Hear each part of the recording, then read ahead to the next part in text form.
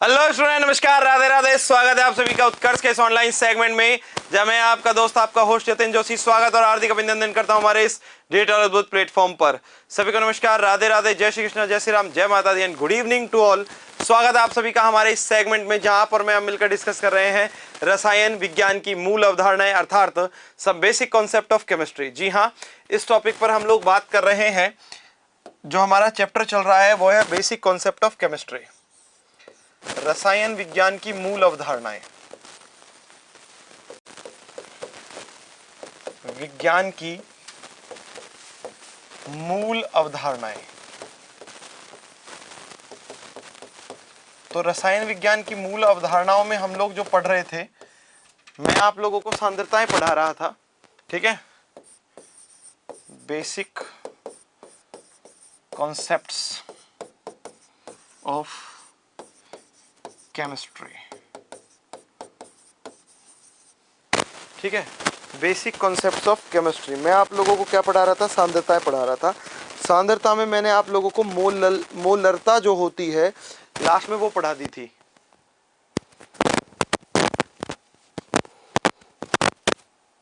ठीक है। लास्ट में हम लोगों ने मोलैरिटी जो है उसके बारे में बात की थी, है ना।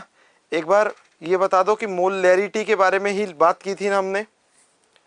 फिर मैंने आप लोगों को बताया था, ठीक है ना।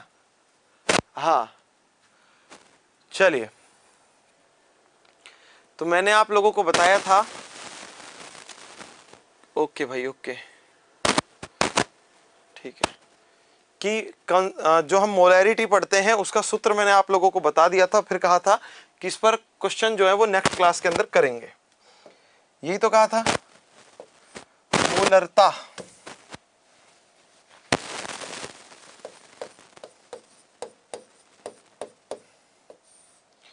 मोलरता, मोलैरिटी, है ना।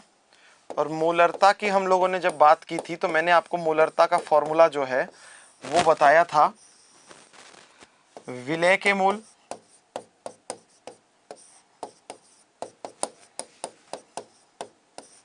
गुणा 1000 बटे में विलियन का आयतन, ये ml में होगा। किस में होगा? ml में होगा, मिलीलीटर में होगा। सिंपल बात। अब देखो प्रश्न देखते हैं इस पर। क्वेश्चन में मान के चलो आप लोगों को क्या दिया हुआ है। क्वेश्चन आप लोगों को दे दिया इन्होंने, क्वेश्चन के रूप में लिख दिया हमारे पास, ठीक है। कितना भी सब्सटेंस घोल दो, ठीक है।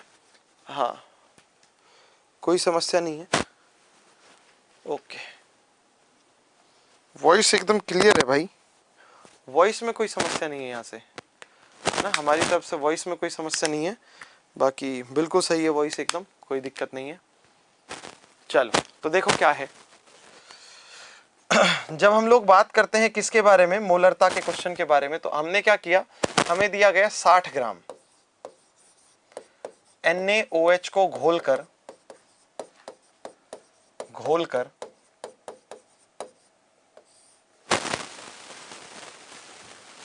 कितना बना दें, 300 ml विलियन बनाया। क्या किया? विलियन बनाया, ठीक है। फिर हम कहते हैं कि इस विलियन की पीएच जो, सॉरी, इस विलियन की सांद्रता जो है या मोलरता जो है वो ज्ञात करो। क्या ज्ञात करनी है? मोलरता ज्ञात करनी है। Molarity of this solution have to be calculate. अब जब हम लोग इस सॉल्यूशन के अंदर मोलैरिटी जो है वो कैलकुलेट करने वाले हैं, है ना, जब हम इसमें मोलैरिटी कैलकुलेट करने वाले हैं तो मोलैरिटी का सूत्र रख दो। और लाडलो, मोलैरिटी का सूत्र मैंने बताया था कि कैपिटल M जो होता है वो बराबर होता है N/V इंटू ml और मल्टीप्लाई विद 1000। यही तो होता है, ठीक है ना, यही तो होता है। हाँ, करो आप, फिर करते हैं।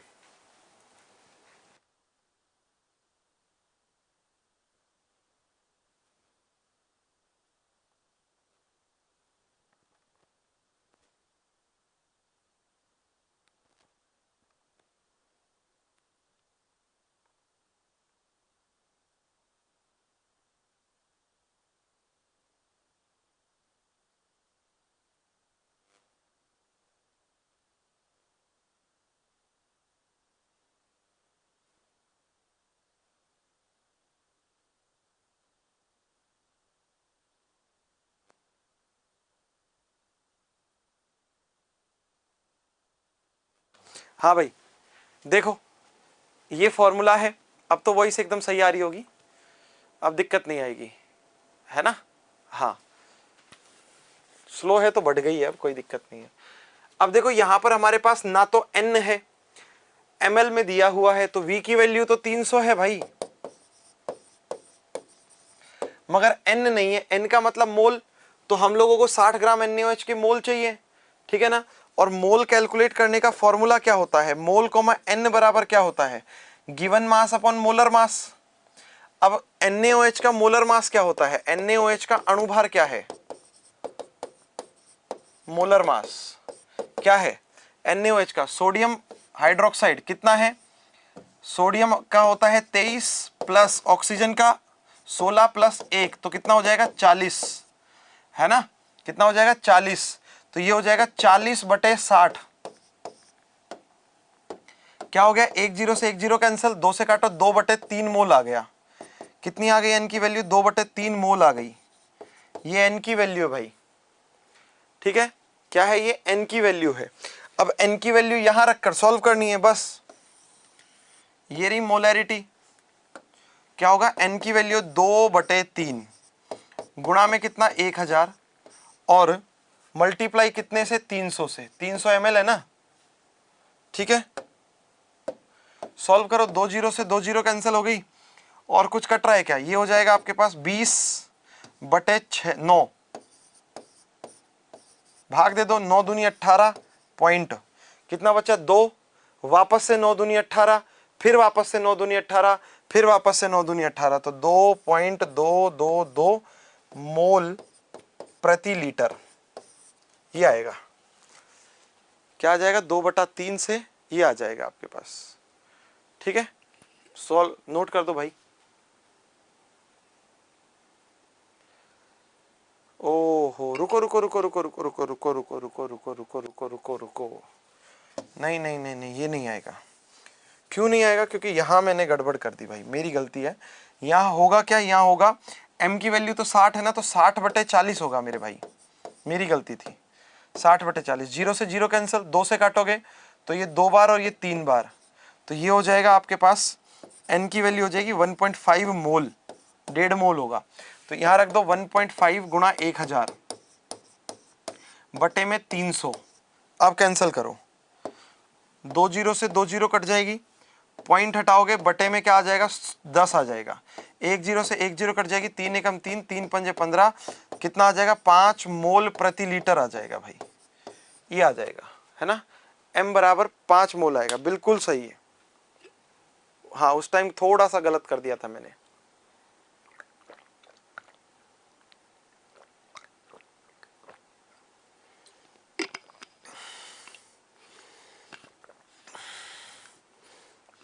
चलिए नोट कर दो इसको,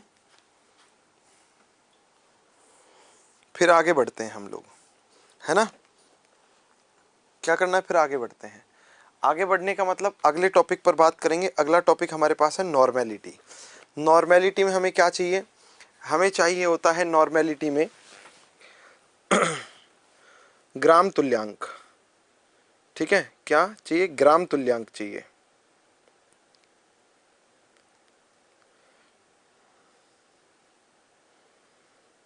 बस चलिए, हाँ ये कह रहा कोई बात नहीं सर हो जाता, मुझे पता है भाई हो जाता है, मैं ऐसे नहीं भाई, मेरा कोई बर्थडे नहीं है आज, ऐसे भ्रम मत फैलाओ, ठीक है। हाँ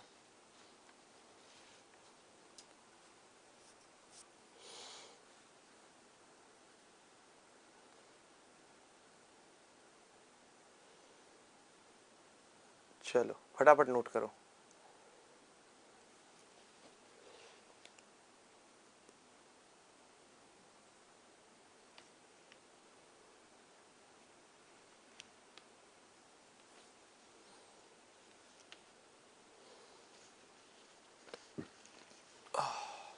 नोट हो गया, ओके। चलिए इसके बाद बड़ी इंपॉर्टेंट बात है जो मैं आप लोगों को आगे बताने वाला हूं। मैं अब आप लोगों को यहां पर यह बताऊंगा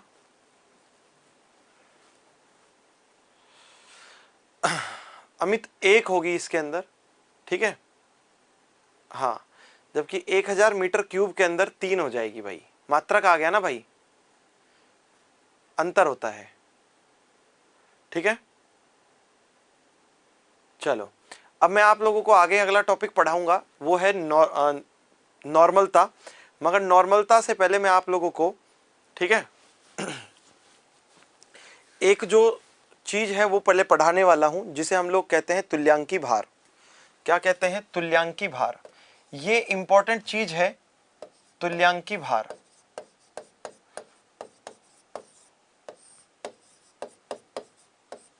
देखो किसी भी परमाणु का तुल्यांकी भार क्या होता है, जो हमें ये बताए किसी भी अणु का तुल्यांकी भार क्या होता है, ये सुनो।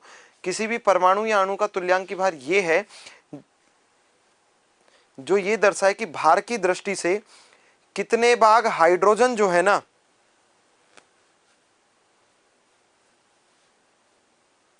ठीक है, कितने हाइड्रोजन्स को वो किसी यौगिक में से अलग कर सकता है, कितने हाइड्रोजन्स को। जैसे अगर किसी का तुल्यांकी भार 1 है तो हाइड्रोजन का भी तो 1 है, तो 1 हाइड्रोजन को अलग करेगा।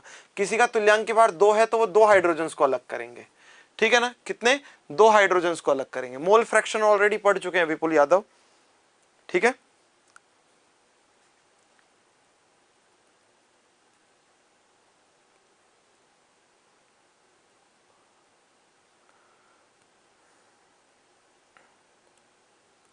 ठीक है, चलिए। हाँ, तो तुल्यांकी भार क्या दर्शाती है? तुल्यांकी भार उस संख्या को दर्शाती है, वह संख्या है जो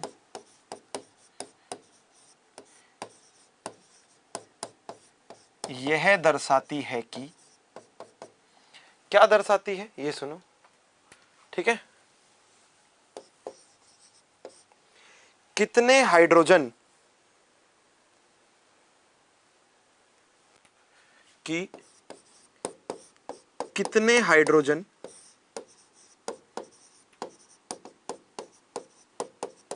है ना, नंबर ऑफ हाइड्रोजन्स की बात कर रहे हैं।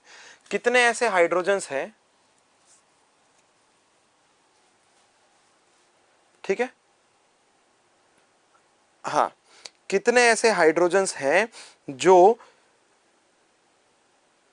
डायरेक्ट, प्रत्यक्ष या परोक्ष रूप से जुड़ जाएंगे या यौगिक में से उसको विस्थापित कर देंगे। यह दर्शाती है कि कितने हाइड्रोजन किसी परमाणु के साथ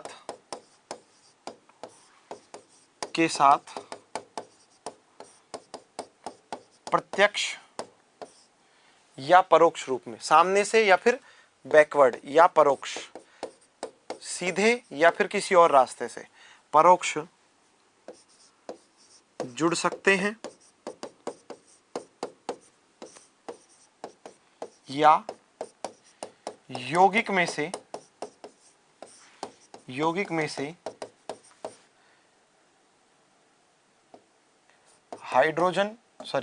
में से परमाणु को प्रतिस्थापित कर सकते हैं।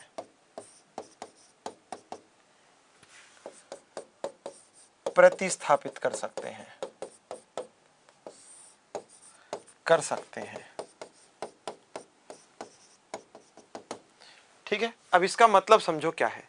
इसका मतलब यह है कि अगर आपके पास एक यौगिक दिया हुआ है H2SO4, ठीक है, और आपके पास एक सब्सटेंस है, मान के चलो A की, अगर हमारे पास A का जो तुल्यांकी भार है वो 2 है, तो ये कितने हाइड्रोजन्स को उड़ा सकता है? इतने को। तो इसकी जगह क्या आ जाएगा? ASO4 ये आ जाएगा। अगर आपको एक सब्सटेंस दिया होता, कुछ भी एक सब्सटेंस मान लो, है ना, कोई भी एक पदार्थ मान लो, जैसे H3ClO4, और आपको एक सब्सटेंस दे दे X का तुल्यांकी भार है 3, कितना? 3, ठीक है ना। तुल्यांकी भार 3 है तो ये 3 हाइड्रोजन को इसके स्थान पर हटाकर खुद आ जाएगा XClO4 YClO4। अगर 3 तुल्यांकी भार है, कहने का मतलब है कितने हाइड्रोजन को हटा सकता है, ठीक है, वही तुल्यांकी भार काउंट कहलाता है, वही क्या कहलाएगा, तुल्यांकी भार। ठीक है, ये सिंपल बात हुई। अब रही बात ये कि हम लोग तुल्यांकी भार कैसे निकालेंगे, तो तुल्यांकी भार ज्ञात करने के सूत्र होते हैं। जब मूलक का तुल्यांकी भार निकाला जाता है तो मूलक का सूत्र भार लिखा जाता है और बटे में मूलक के ऊपर जो संयोजकता होती है वो लिखी जाती है। ठीक है, किसका, मूलक का सूत्र भार, सॉरी, तो देखो जैसे मूलक का सूत्र भार, सॉरी, तुल्यांकी भार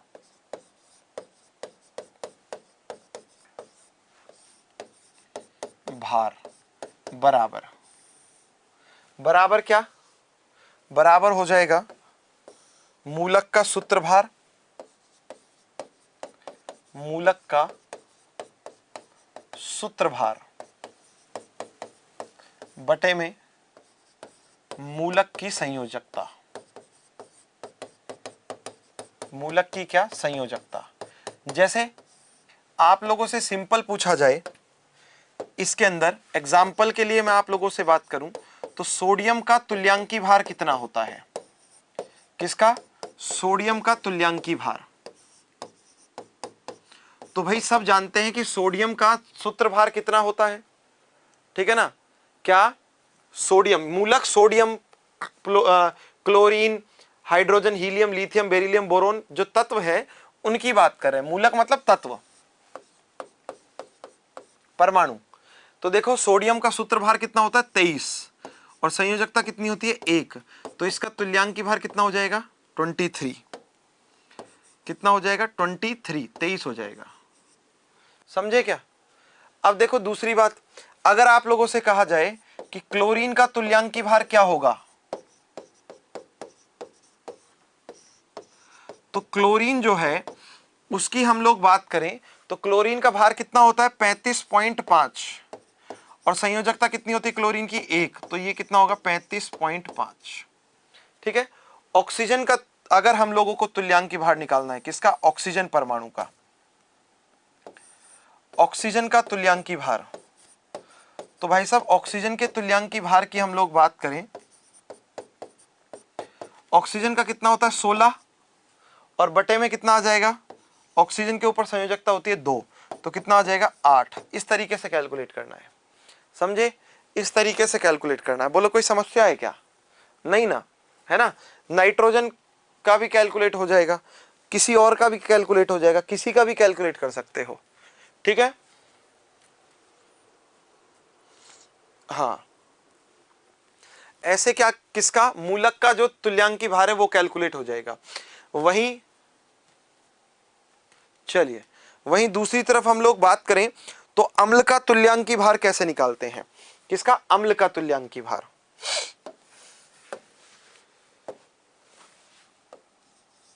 अम्ल का तुल्यांकी भार,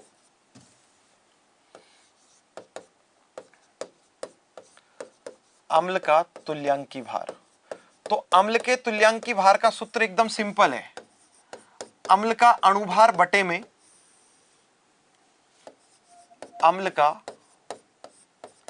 अणुभार,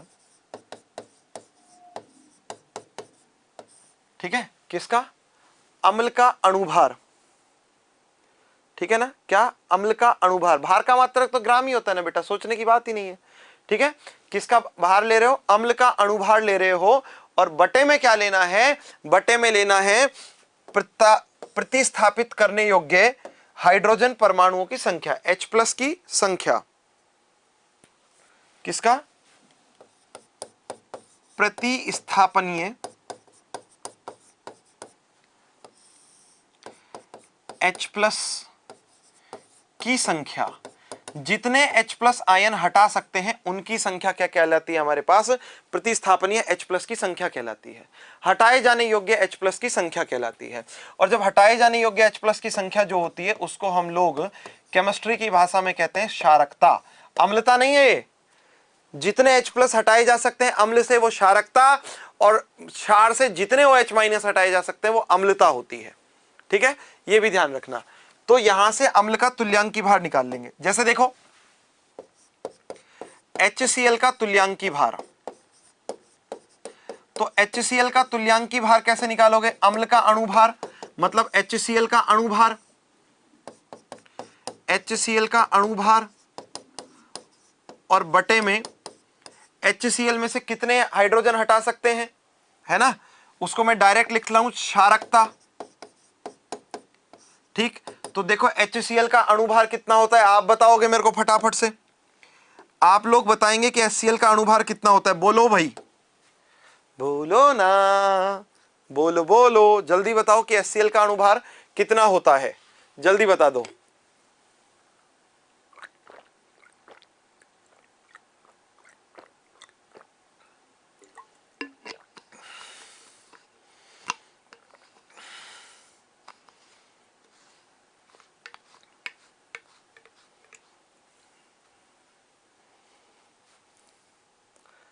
जल्दी बताओ।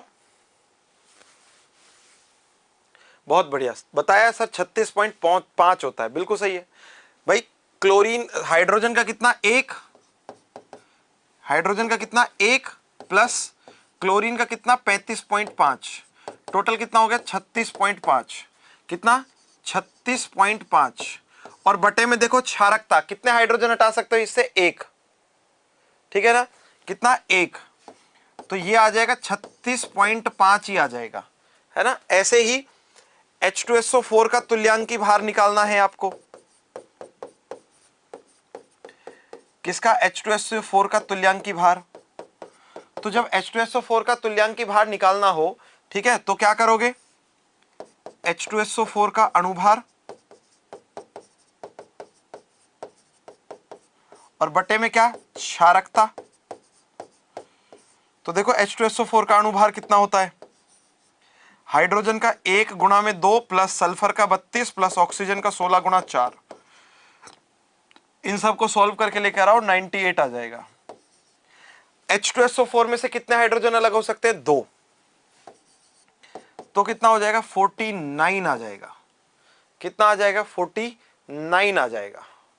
समझे, ऐसे कैलकुलेट करते हैं क्या, तुल्यांकी भार, है ना, क्या कैलकुलेट करते हैं, तुल्यांकी भार। ऐसे ही क्षार का तुल्यांकी भार अगर ज्ञात करने की बात है, किसका, क्षार का, क्षार का तुल्यांकी भार।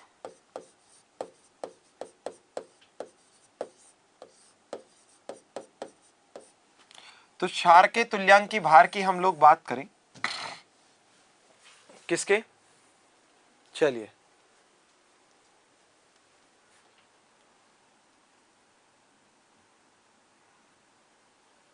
देखो, ये ध्यान रखना, बहुत ध्यान से समझो।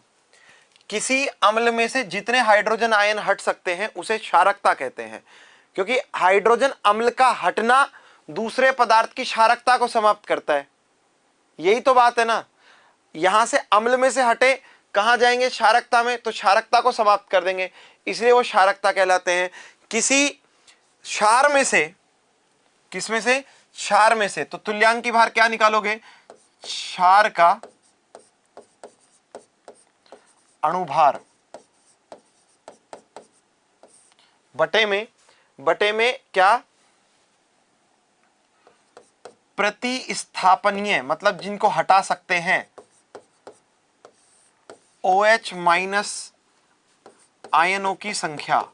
और जो प्रतिस्थापन योग्य OH माइनस आयन होते हैं ना, उनकी संख्या जो होती है उसे हम लोग क्या कहते हैं, उसे हम लोग कहते हैं अम्लता, क्योंकि दूसरे पदार्थ की अम्लता को समाप्त करेगा, दूसरे पदार्थ की अम्लता को समाप्त करेगा, ठीक है ना। तो यहां से क्षारक का अणुभार जो है बटे में क्या हो जाएगा अपने पास, प्रतिस्थापन योग्य जो OH माइनस है, मतलब जो क्षारकता है, सॉरी अम्लता जो है वो। तो जैसे यहां पर अगर आप लोगों से कहा जाए कि सोडियम हाइड्रोक्साइड NaOH, इसका तुल्यांकी भार निकालना है, किसका, NaOH का क्या निकालना है, तुल्यांकी भार। तो भाई साहब NaOH का तुल्यांकी भार एकदम सरल है, सोडियम हाइड्रोक्साइड का क्या लिखना है आपको, NaOH का अणुभार अणुभार और बटे में अम्लता। अब भाई NaOH का अणुभार कितना है ये समझो।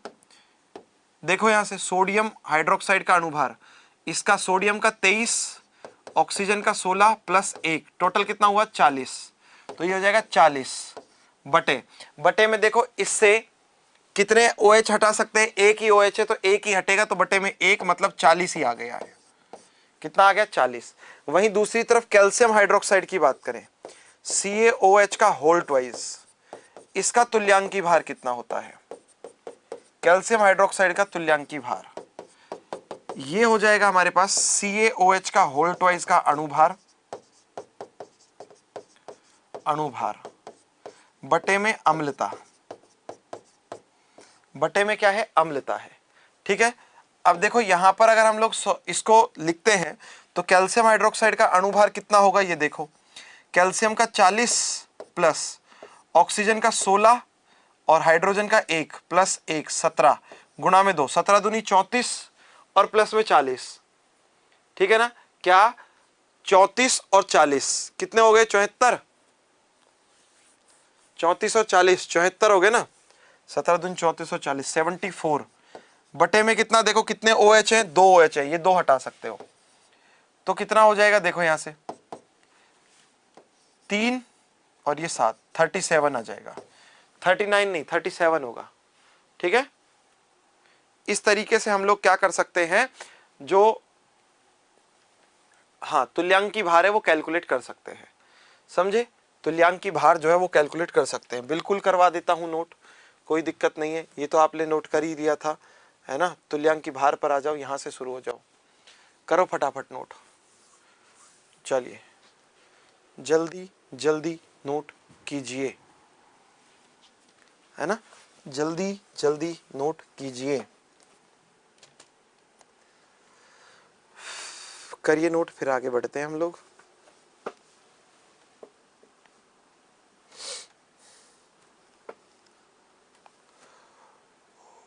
हरिओम।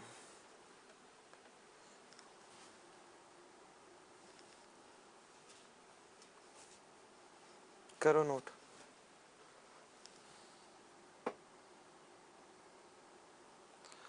अरे भाई जितने हाइड्रोजन आयन हटेंगे वो क्षारकता है, उल्टा नाम दिया जाता है भाई, नीरज क्यों परेशान हो रहा है।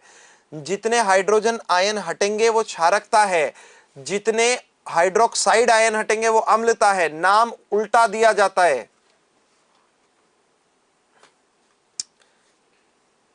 इसमें समझने जैसा है ही नहीं कुछ मेरे भाई, लॉजिक है, सिंपल बात है, वैसे ही याद रह जाएगी बात तो। क्या यार इतना परेशान होता है।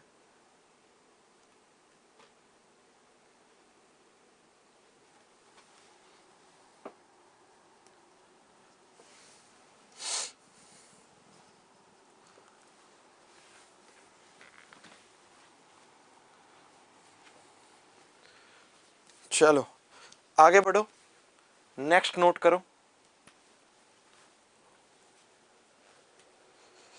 अमित बता तो दिया भाई तुझे यार, अमित अंकुश यादव बता तो दिया, क्यों परेशान हो रहे हो। 1000 में सार्थक अंकों की संख्या अनंत है क्योंकि वो संख्या है, और जब कहा 1000 मीटर तो उसके अंदर 3 है मीटर क्यूब के अंदर। ठीक है, बस हाँ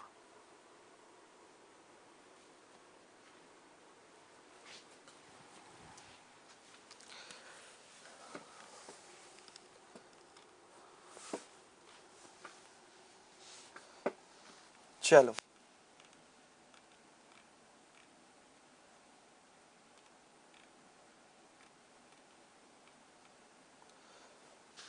देखो, कुछ लोग ये कह रहे हैं कि सर संयोजकता में भी Na का +1 होना चाहिए, Cl का -1 होना चाहिए, ऑक्सीजन का -2 होना चाहिए। तो भाई संयोजकता जो होती है वो धनात्मक ऋणात्मक नहीं होती है, धनात्मक ऋणात्मक ऑक्सीकरण अवस्था होती है। ठीक है ना, धनात्मक ऋणात्मक क्या है, ऑक्सीकरण अवस्था होती है, संयोजकता नहीं होती है। ठीक है ना, चलो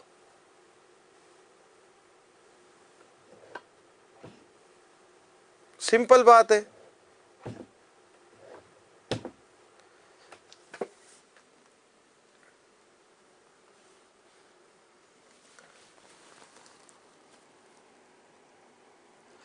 O2 में 2 आया क्योंकि ऑक्सीजन की संयोजकता 2 होती है मेरे भाई, इसलिए बटे में 2 लगा ऑक्सीजन का।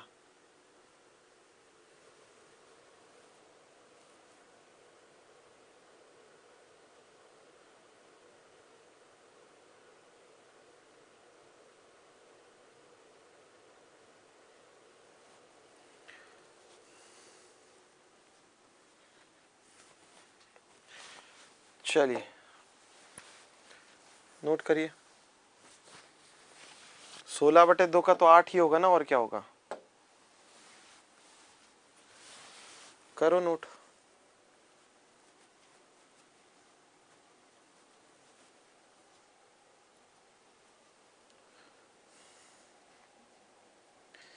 इसका सिंपल मतलब ये है कि आप लोगों को संयोजकता कैलकुलेट करना नहीं आता है। तो संयोजकता ही नहीं आता अभी तो भाई, हद नहीं हो गई है ये तो बिल्कुल गलत बात है अगर आपको संयोजकता कैलकुलेट नहीं करनी आती तो।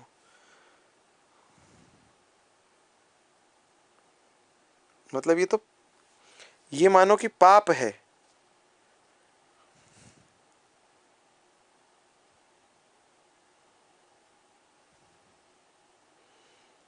ना, ये क्या है, पाप है अगर संयोजकता ज्ञात करनी नहीं आ रही तो। चलो कोई ना,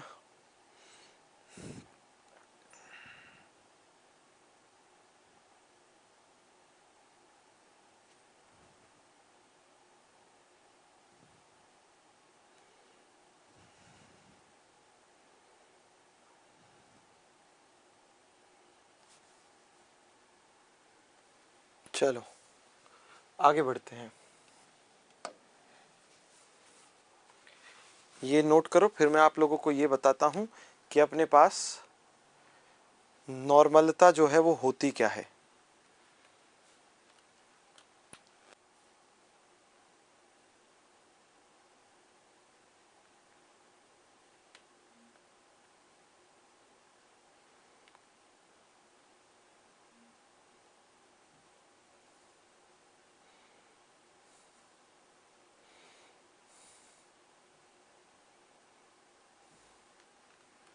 ठीक है,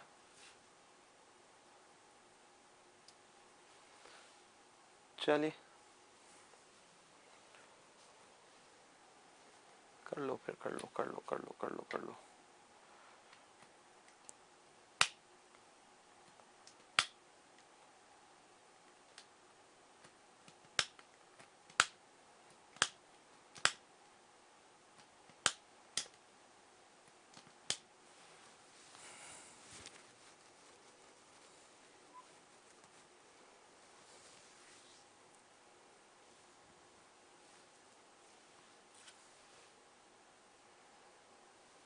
चलिए अब आगे बात करते हैं। देखो नॉर्मलता क्या होती है ये सुनिएगा।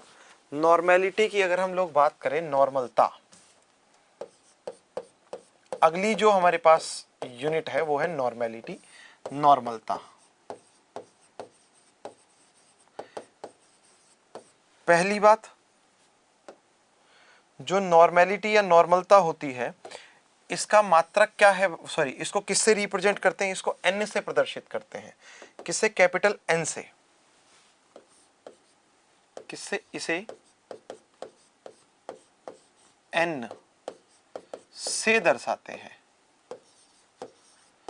किससे दर्शाते हैं, एन से दर्शाते हैं, पहली चीज।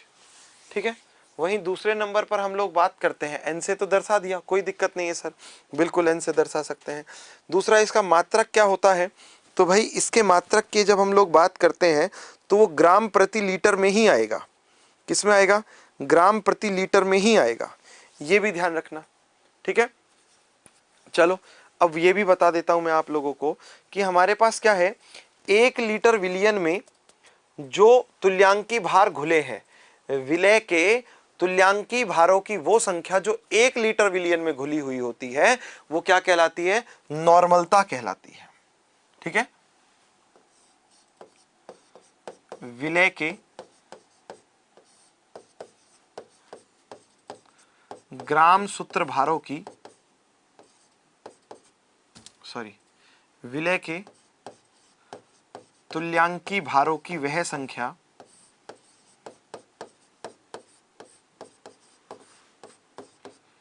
कौन सी संख्या? वह संख्या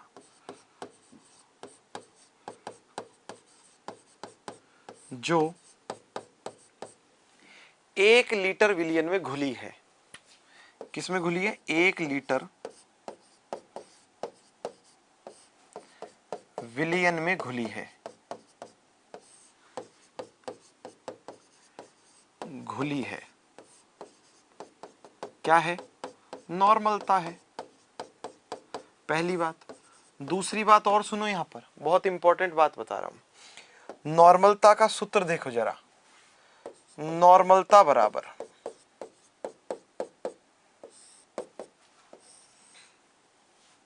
विलय के तुल्यांकी भार या विलय का तुल्यांकी भार। किसका? विलय का तुल्यांकी भार। और बटे में क्या आ जाएगा? विलयन का आयतन। आप लोगों को एक बड़ी समस्या है और वो क्या है ये बता देता हूं। विलयन का आयतन, ये विलयन का आयतन है लीटर में। किसमें? लीटर में। मगर कभी कभी क्या होता है, मोस्ट ऑफ ये होता है, कभी कभी क्या, मोस्ट ऑफ यही होता है कि हमें जो नॉर्मलता जो है, मतलब हमें जो विलयन दिया हुआ होता है ना क्वेश्चन में, वो किस में दिया हुआ होता है? वो दिया हुआ होता है ml में। तो विलय का तुल्यांकी भार बटे में तुल्यांकी भार और बटे में विलयन का आयतन। किसका आयतन? विलयन का आयतन। ठीक है। अगर ये ml में दिया है तो इसको समझो, है ना। हम तो 1 लीटर विलयन में बात कर रहे हैं, तो ये लीटर में ही होना चाहिए। तो इस ml को लीटर में बदलने के लिए क्या करोगे ये समझ लो। कई बार बच्चे वापस कमेंट करते हैं, सर लीटर में क्यों आया, लीटर में क्यों आया। समझो तो तब पता चलेगा। इस ml को लीटर में बदलने के लिए 1000 का भाग दोगे, वो 1000 पलट कर कहां चला जाएगा? ऊपर। बोलो आया या नहीं आया? 1000 पलट कर कहां चला जाएगा? ऊपर। जैसे 1000 पलट कर ऊपर गया तो फिर क्या दिक्कत आ रही है आपको?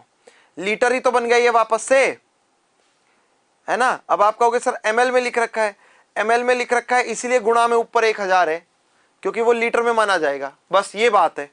ठीक। रही बात ये कि n बराबर विलय का तुल्यांकी भार जो होता है उसे इक्विवेलेंट वेट कहते हैं, EW, गुणा में 1000 बटे में v, वो भी किस में? ml में। बस ये बात है, समझे। ये बात है अपने पास। हाँ, और अब अपने पास होता क्या है ये भी ध्यान से सुन लो। विलयन की जो सांद्रता है उसे व्यक्त करने के लिए हम लोग कई चीजों का उपयोग करते हैं। किसको? विलयन की सांद्रता को व्यक्त करने के लिए कई चीजों का उपयोग किया जाता है। जैसे सेमी का उपयोग करते हैं, डेसी का उपयोग करते हैं, सेंटी का उपयोग करते हैं। ठीक है ना? जी हाँ, ठीक है। क्या देखो, हमने कहा विलयन की सांद्रता को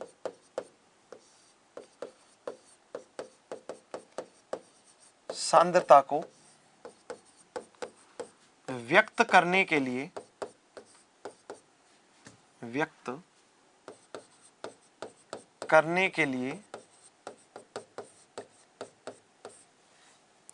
किसका उपयोग करते हैं? सेमी का उपयोग करते हैं, है ना। विभिन्न चीजों का उपयोग करते हैं। सेमी कितना होता है? 1/2, मतलब 1/2। डेसी 1/10। ठीक है। हाँ, कितना? 1/10। सेंटी 1/100।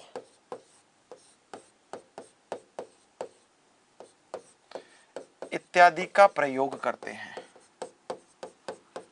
क्या करते हैं? प्रयोग करते हैं।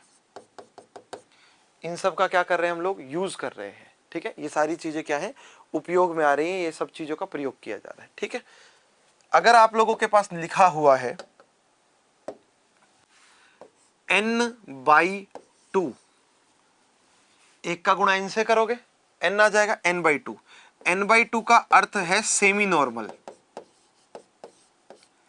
क्या है? Semi normal. सेमी नॉर्मल का मतलब आधा नॉर्मलता, सेमी नॉर्मलता, ठीक है।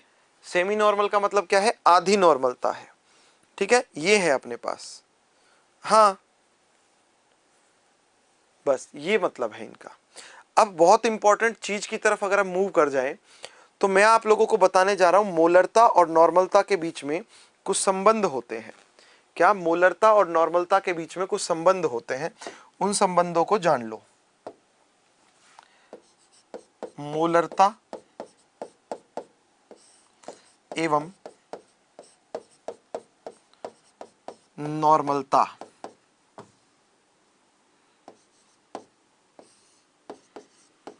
के मध्य संबंध,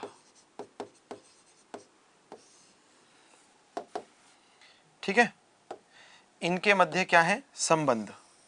जब इनके मध्य संबंधों की बात आती है, किसकी बात आती है? संबंधों की बात आती है, तो हम लोग किस तरीके से जो संबंध है वो कैलकुलेट करते हैं, ज्ञात करते हैं, ठीक है ना।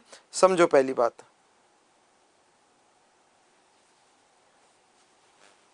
देखो मोलरता को m से रिप्रेजेंट करते हैं और नॉर्मलता को n से रिप्रेजेंट करते हैं, ठीक है। क्या करते हैं?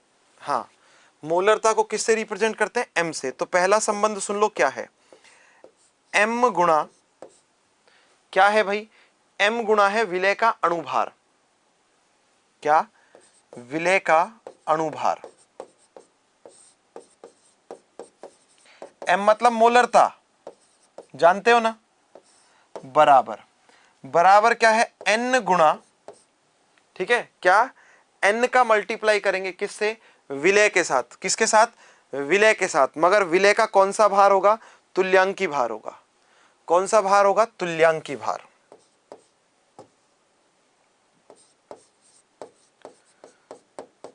तुल्यांकी भार, ठीक है। विलय का कौन सा भार होगा? तुल्यांकी भार होगा, ठीक। एक संबंध तो ये है।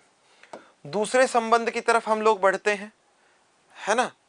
दूसरे संबंध की तरफ हम लोग बढ़ते हैं तो ये भी समझो, अगर अम्ल की नॉर्मलता निकालनी है, किसकी? अम्ल की नॉर्मलता निकालनी है, तो हमें क्या करना पड़ेगा ये बता देता हूं। क्या है? अम्ल की नॉर्मलता, नॉर्मलता। तो अम्ल की नॉर्मलता निकालने का बहुत सिंपल तरीका है। आपको अगर मोलरता दी हुई है तो उसका गुणा क्षारकता से कर दो। मोलरता गुणा क्षारकता। अब लाडलो प्रश्न ये है कि आप लोगों को ये याद है कि क्षारकता क्या है? आप लोगों को क्या ये याद है कि क्षारकता क्या है? तो भाई साहब, क्षारकता की अगर हम लोग बात करें तो क्षारकता क्या होती है?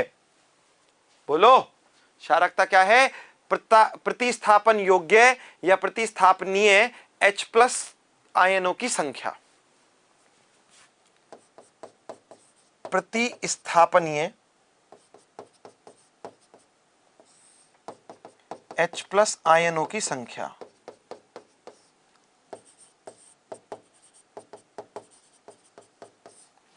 ये क्षारकता है। अगर हमें क्या करना हो, अम्ल की क्षार की नॉर्मलता निकालनी हो तो उल्टा करना है, मोलरता गुणा में अम्लता करनी है, ठीक है। सिंपल बात है। क्षार की नॉर्मलता, क्षार की नॉर्मलता, तो क्या करना है? तो हम लोग करेंगे मोलरता गुणा गुणा, ठीक है।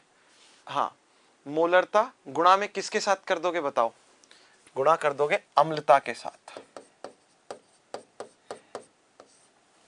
किसके साथ कर दोगे? अम्लता के साथ कर दोगे, ठीक है। अम्लता क्या है ये सुनो।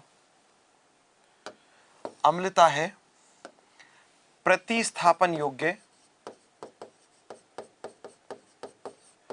OH- आयनों की संख्या,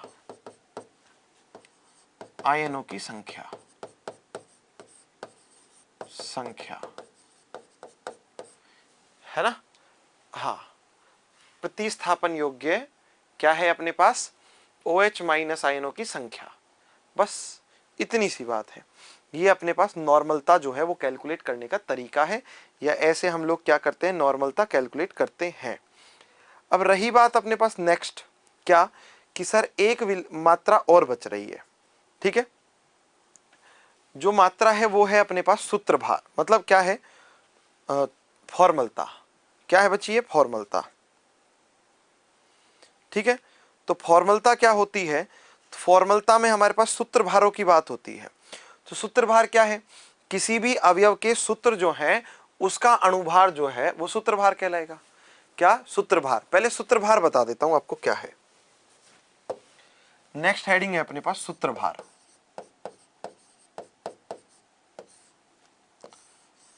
है ना। सूत्रभार क्या है, कोई भी आपके पास क्या है, रासायनिक पदार्थ है, कोई भी अवयव है, कोई पदार्थ है, उस पदार्थ के रासायनिक सूत्र में जो परमाणु उपस्थित हैं उन सभी परमाणुओं के भारों का योग, या सिंपल कह सकते हैं उसके जो सूत्र है उसका, जी हां, भार जो है वो हमारे पास सूत्रभार कहलाता है। एक तरीके से अणुभार ही है, किसी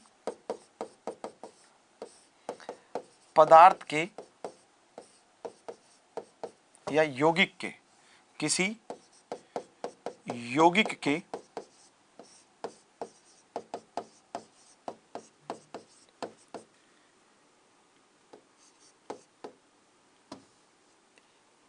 इकाई रासायनिक सूत्र में, मतलब एक रासायनिक सूत्र में, इकाई रासायनिक सूत्र में सूत्र का जो भार होता है क्या कहलाता है, सूत्रभार कहलाता है। क्या कहलाता है, सूत्रभार कहलाता है ना। क्या कहलाता है, ये सूत्रभार कहलाता है। जैसे बहुत सिंपल है ना, NaCl का सूत्रभार क्या होगा, देखो यहां से, NaCl का सूत्रभार, Na का कितना 23 प्लस क्लोरीन का कितना 35.5, तो कितना हो जाएगा 58.5, ये सूत्रभार है। ठीक है, ऐसे ही सोडियम हाइड्रोक्साइड का सूत्रभार क्या होगा, सूत्रभार, सोडियम का कितना 23, ऑक्सीजन का 16 प्लस 1, कितना हो जाएगा टोटल 40, ये सूत्रभार है। बस अणुभार ही सूत्रभार जैसा है,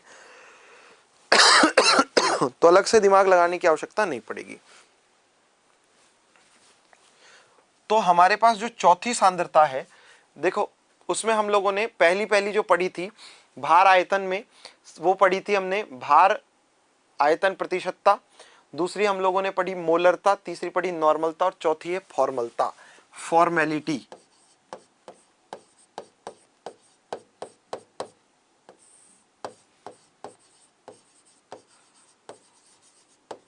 फॉर्मेलिटी, ठीक है। हम लोग किसकी बात करेंगे, फॉर्मलता की बात करेंगे, है ना, किसकी, फॉर्मेलिटी की। तो भाई फॉर्मलता कैसे कैलकुलेट होगी, ये सुनो। आपके पास कोई सॉल्यूशन दिया हुआ है, उस विलयन के, मतलब 1 लीटर विलयन में घुले हुए विलय के सूत्रभारों की संख्या जो है वो क्या कहलाएगी, वो कहलाएगी फॉर्मेलिटी। क्या कहलाएगी, फॉर्मेलिटी, फॉर्मलता।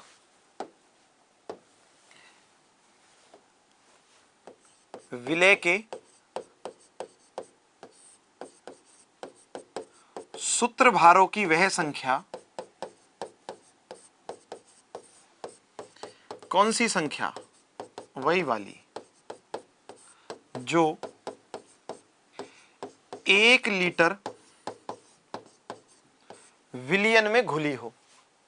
किस में घुली हो, विलयन में घुली हो।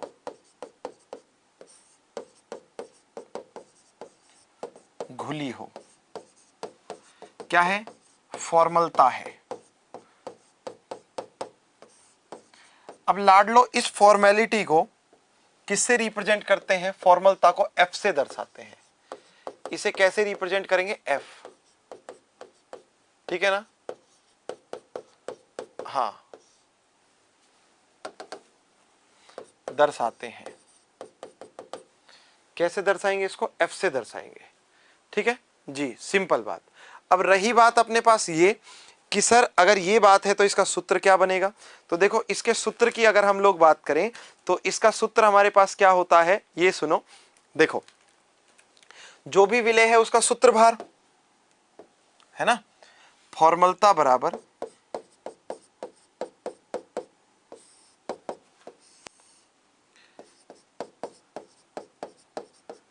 विलेय का सूत्र भार। किसका? विलेय का सूत्र भार। पहली चीज बटे में क्या? विलयन का आयतन। किसका आयतन? विलयन का आयतन। किस में होगा? लीटर में। ठीक है, मगर हमें क्वेश्चन में कैसा दिया हुआ होता है? हमें क्वेश्चन में दिया हुआ होता है एमएल में। तो हम क्या करेंगे? फॉर्मलता बराबर, ठीक है, विलेय का सूत्रभार, विलेय का सूत्रभार बटे में विलयन का आयतन। किसका? ठीक है, किसका? विलयन का आयतन। ये अगर आपको एमएल में दे दिया जाए तो इस एमएल को किस में? लीटर में चेंज करना है। लीटर में चेंज करने के लिए 1000 का भाग दे दोगे, 1000 का भाग दे दोगे, पलट कर ऊपर जाएगा तो कहां चला जाएगा? गुणा में चला जाएगा। ठीक है ना जी, हाँ, कहां चला जाएगा? गुणा में। तो ये हमारे पास क्या होती है जी? फॉर्मेलिटी होती है, और फॉर्मेलिटी के लिए इसे एफ से दर्शाते, तो एफ बराबर सूत्रभार को इंग्लिश में कहते हैं हम लोग फॉर्मूला वेट। तो फॉर्मूला वेट को शॉर्ट में लिख देंगे एफ डब्ल्यू। क्या लिख देंगे? एफ डब्ल्यू गुणा कितना? 1000, और लाड लो अपॉन में क्या कर दोगे? वॉल्यूम, वो भी किस में? एमएल में। फटाफट फटाफट अब इनको नोट कर दो। हम लोगों ने नॉर्मेलिटी, हाँ ये तो हम लोगों ने नोट कर लिया था, नॉर्मेलिटी से आप लोगों को शुरू करना है। फटाफट नोट कर लो, है ना।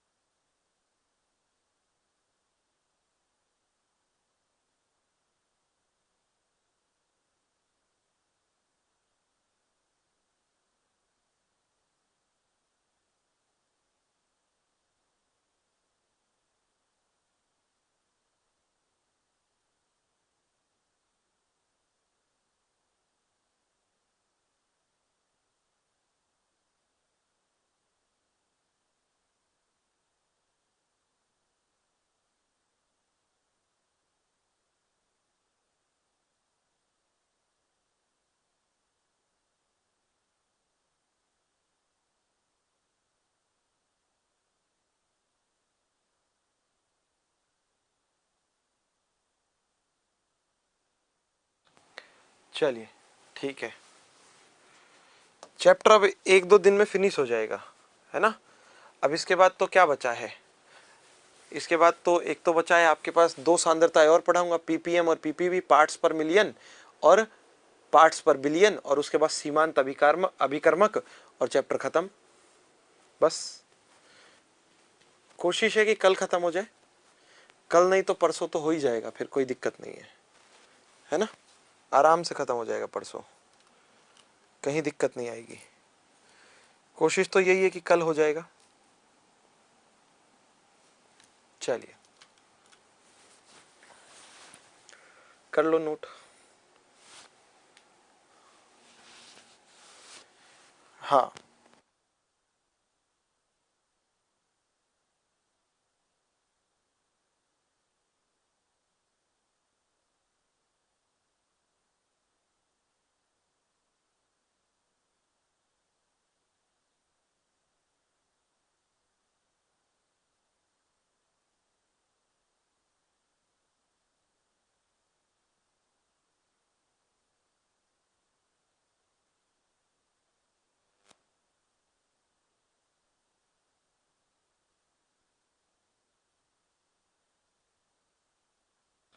हाँ जी, चलिए नेक्स्ट देखो, नोट करो फटाफट, फिर आगे बढ़ेंगे।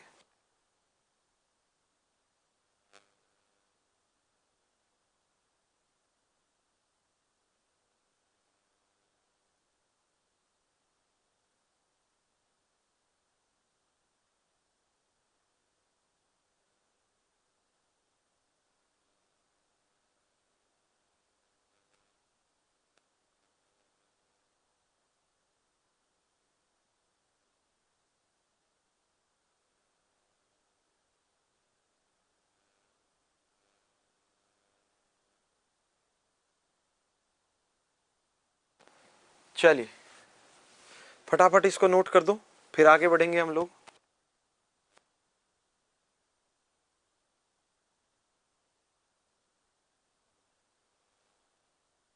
चलिए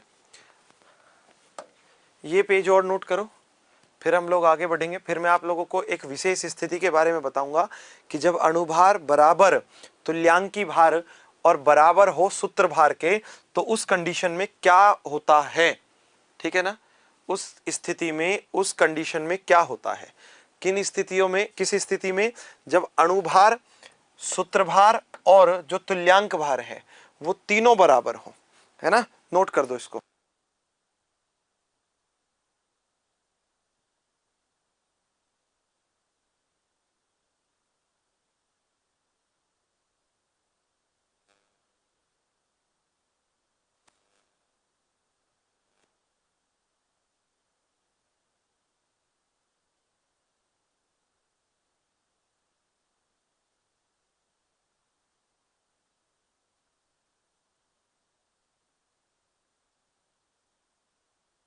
चलिए देखो, यदि हमारे पास क्या है, यदि